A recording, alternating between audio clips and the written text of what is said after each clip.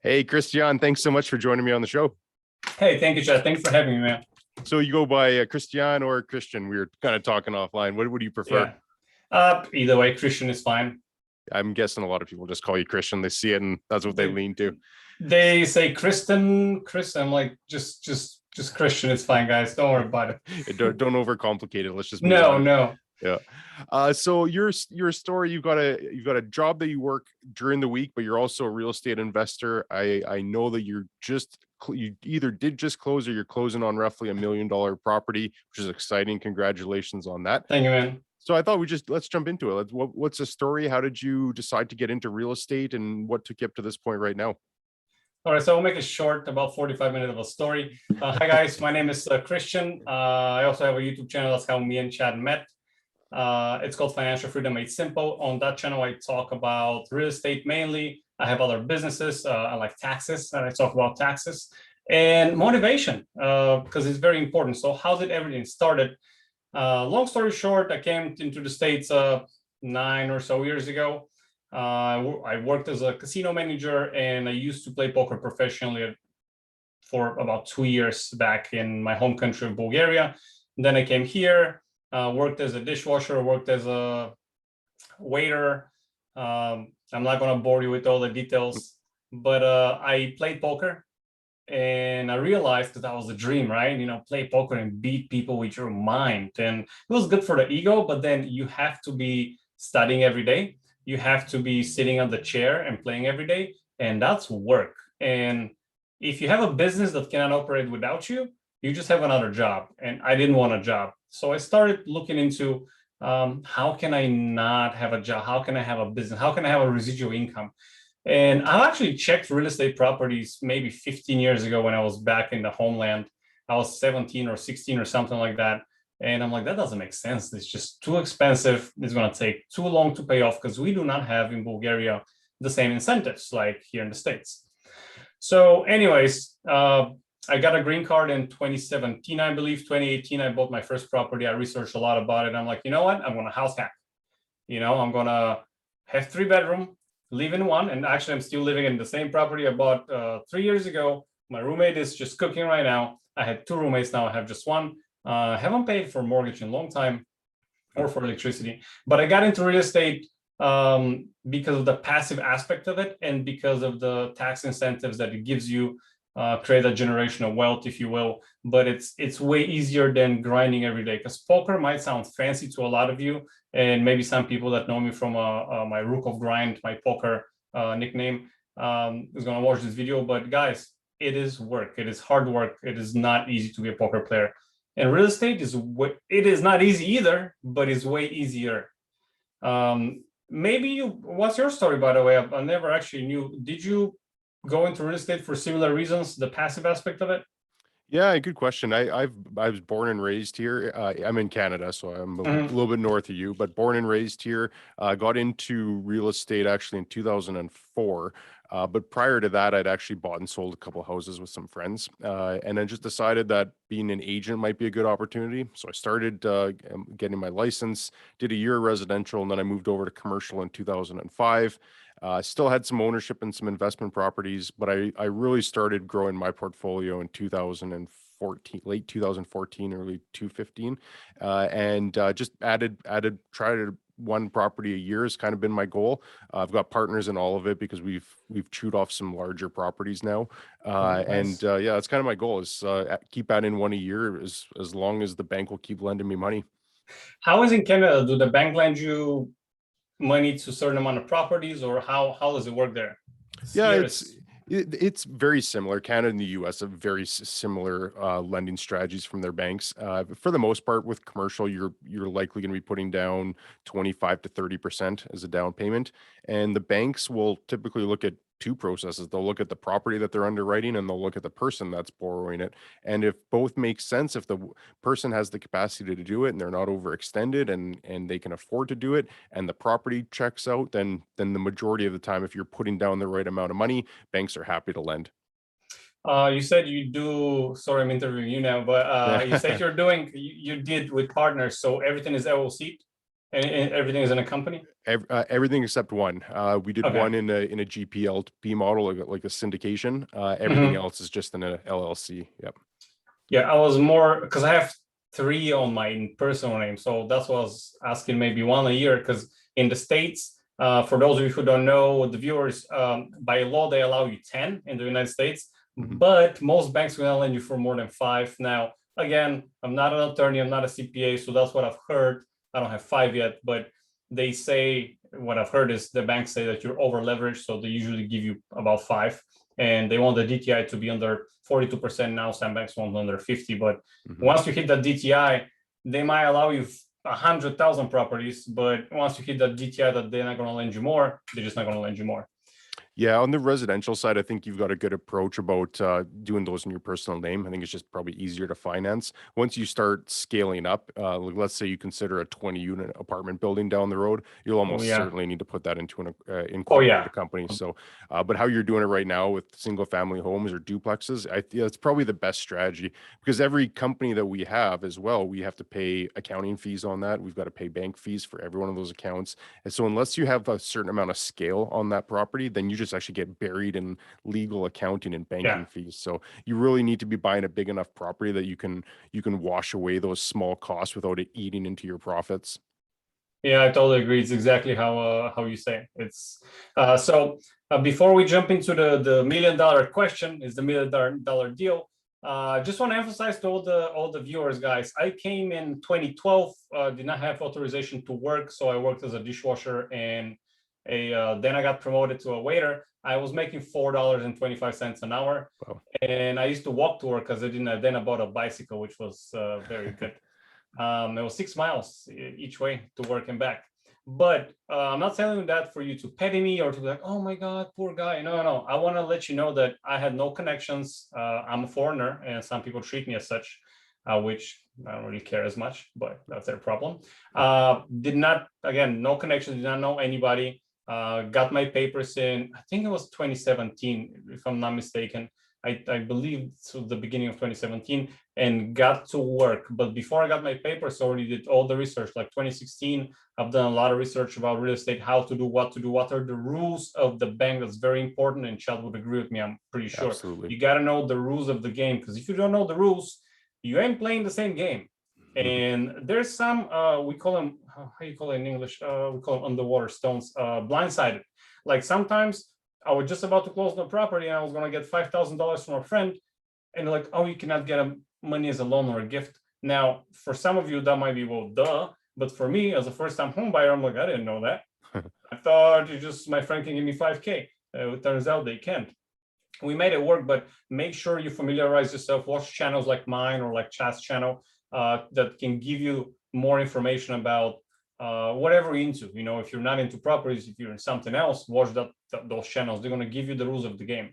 And once I learned the rules, I'm pretty much the same one property year. 2018, I bought one, 2019, 2020, and 2021, I wasn't going to buy anything, but I bought one 3 weeks ago, and it's just done today. Congratulations. And it's going to be ready. Thank you, man. It's going to be ready for rent. But yeah, no matter who you are, where you're coming from, if you're tall, short, black, white, Asian, ain't no matter where you're from, as long as you have your brains together, you don't even need to speak that good of a language, to be honest. Have partners, Albanian partners, that I need to ask them 3 times what do you want to say to understand them. Yeah, but they know the rules. They have the drive. They have the motivation. So it doesn't matter who you are. You can do whatever you want to set up as a goal. You can achieve if you put your mind into it. Yeah, that's a great point, Kristiyan. And you're so right. You don't need to have rich parents or rich friends or somebody that's going to backstop you. You can come and start getting invested in real estate as soon as you learn the rules, like you were mentioning. You still have to have money coming in from somewhere, so you can't just spend every penny that you make and still expect to be a real estate investor. But if you learn the rules, have some money to invest and do it right, it's available for everybody. Yeah, it's out there for absolutely everyone. And one thing, I read a lot of books. I have them right here. I read a lot of books, and things stick in my head from some of them. One thing that I want to mention, I don't remember the book, but it was creativity does not come from having from abundance. Okay, creativity comes from not having enough. So maybe rich parents is actually counterproductive for you.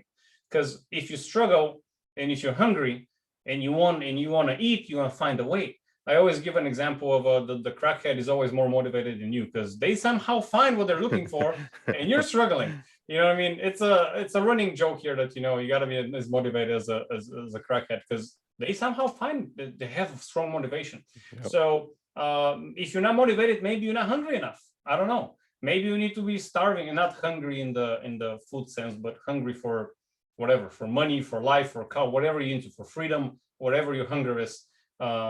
My pursuit is not money. My pursuit is a freedom to do, not to work for anybody else, pretty much. Yep, I agree. I think that's a driving factor of a lot of real estate entrepreneurs. Is it's not necessarily to see how much money you can get in your bank account, but it's the freedom to do what you want when you want to do it. So, yeah, it's funny. No matter where you are in the world, if you're a real estate entrepreneur, you're probably going to share a lot of similar traits with other real estate entrepreneurs. It is very different. I posted it on Facebook. I post a lot of motivational stuff. I just liked it. Maybe you don't know who needed to hear that today.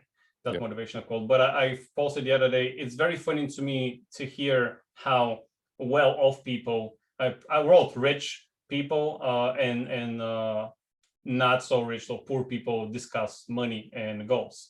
It's very different when we go to an investor meeting. People, I look fancy with this shirt. I put it on purpose because my favorite hustle shirt, but they usually wear a shirt and shorts, nothing. There's no Gucci belt inside. Yeah, and they're all millionaires there.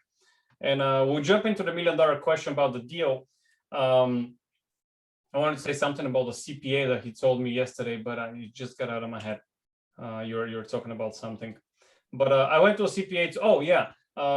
It really shocked me.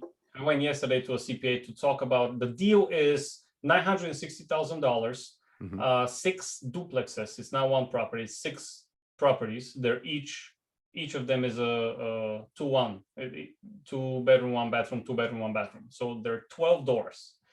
3 properties are $150,000 and 3 properties are $170,000. So each year I'm going to buy 2.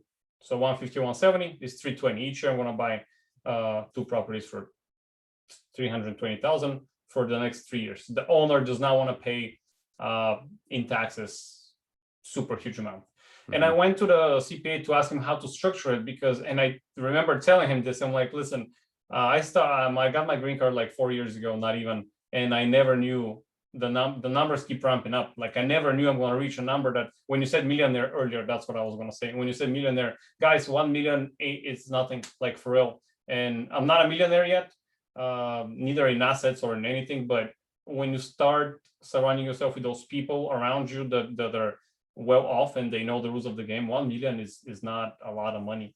And again, don't think that when you're a millionaire, you have a $1 million sitting next to your bed. That's just stupid. It's just a poor mentality, if you will. Like people think, oh, they're rich, they have a lot of money cash. No, smart people, rich people, they do not have a lot of money in cash because they invested. Cash is trash. Cash is trash. Yeah. I made a video the other day about it. Cash is trash. Yeah. I mean, not always, but a lot of the time, cash is trash. What are you going to do with a depreciating whatever currency? It just depreciates. If it doesn't make you money, it means it loses you money. $1 today is worth more than $1 tomorrow. Absolutely. So that's the deal. I'm going to buy 2 each year. So in 2024, I'm going to buy all the 6 properties from this seller. And actually, this is the same community my Airbnb is going to be in. There are 14 duplexes. My Airbnb is the 15th property, that the only one that is not a duplex. I talked to another owner. He's going to sell me 2 next year. So I'm going to own 8 out of the 14 duplexes in 3 years. And in the meantime, I will talk to, there are 3 other owners that, they're older. They're going to be looking to sell most likely. So in 5 years or so, I'm going to own the whole complex. Hopefully I make it all Airbnb. But it's money keep ramping up.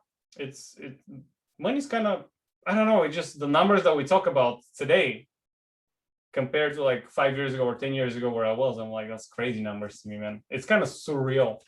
It certainly can be when you start looking how far you've come since buying the first one in 2018, I believe you mentioned.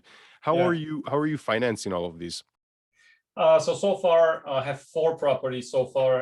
3 of them are 20% down.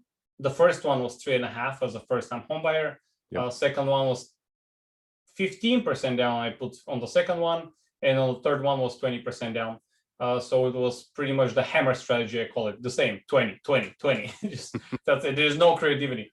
The fourth property I bought with a company here that they find you the property, they rehab it for you, and then you sign 1-year contract with them to manage it. And they're making most money on the managing. They're trying to get you as a long-term client. This is where they want to make the money. I mean, not that they're giving you the wholesale price for free, but I'm saying that that's what they're counting on. And with them, they find you the financing. All in all, the property is purchase price and renovation was 100,000 and change, 102. I put down $7,000, and that's it. There was no full documentation loan. There was no anything. The property will appraise for about 135. So I'm going to create about, what is it, like 30 grand in equity on this property. It's going to rent out for, we're hoping for 1,100, if not for 1,000. But it's still a good property. It's gonna be around the 1% rule. You know, if we buy it for 100 grand, it's going to rent for $1,000. Yep. And rents are keep going up. So what do you say to people that want to invest but don't have that 20% down?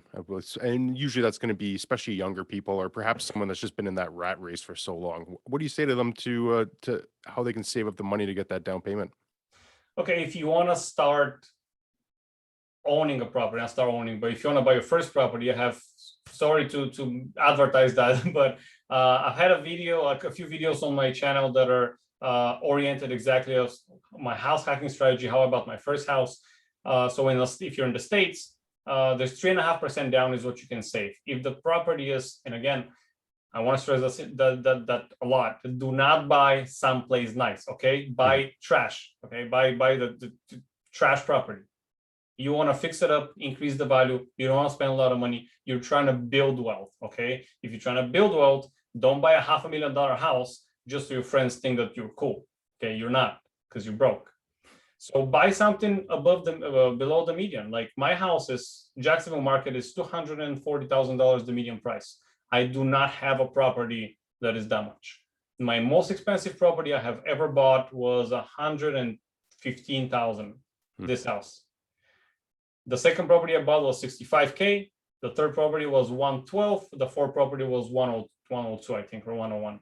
So I'm still making money just because it's not the median or it's not someplace nice. I mean, it's not a ghetto property. They're not low income areas. So buy a house. Like my house needed work. I called somebody and used their foreign labor. I called my dad. He flew here. I didn't even pay for his ticket, poor guy. He stayed 15 days in the States. In 14 days, he did not get out of the house so he can fix the bathroom and other stuff around the house. And on the 15th day, I'm like, do you want to go out? And he's like, no, I just want to leave. So he left. But get a property that is not into amazing shape, but livable so the bank can approve it. And then fix it little by little, create that equity. So later on, maybe you can pull out a HELOC. Maybe you can cash out refinance. What I did for my second property is I cash out refi on my first and bought my second with the money. I didn't put any money from my pocket.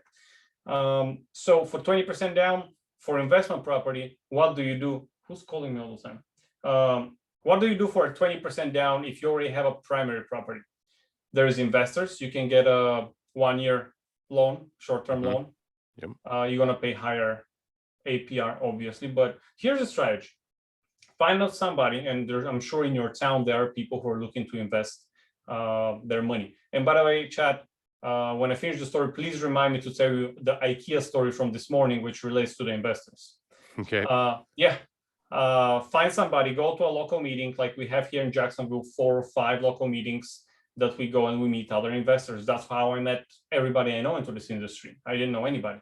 So ask them, hey, Josh, you lend money? Yeah, okay. I want to do the following. I want to buy a property, fix it up a little bit. Maybe it doesn't need a lot of fixing. Maybe it does. But I'm going to need, let's say, 60K. For 60K, how much interest are you going to charge me? How much? Just ask them for his terms. And maybe he's going to say, hey, you need to come up with 10. You need to come up with 5. Maybe he wants you to come up with whatever amount. But some investors, if they see the numbers are good, they're not going to want you to come with any money. I'm not saying everybody, some. And then buy the property.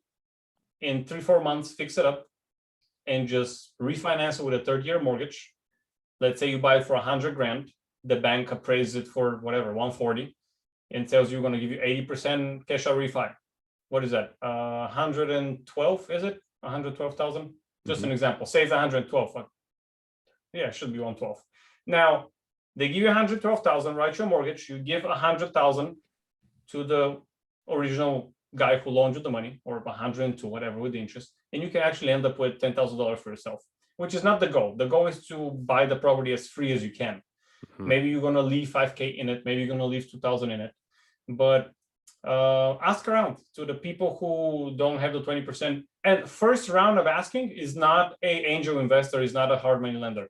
Ask your mom, ask your dad, ask your friends, ask whoever you know. Post on Facebook, hey, I'm raising capital. I am paying 10% APR, just an example. Or I'm paying 1.9% per year. I'm going to do this, this, and this. Do you trust me with your money? We're going to write a contract. And maybe a couple of your friends are going to be like, you know, I got 10 grand. Oh, you know, I got 5 grand. Get 4 friends with $5,000 each. And there you go, got 20 grand. Yeah, that's a great point. So what's the IKEA story?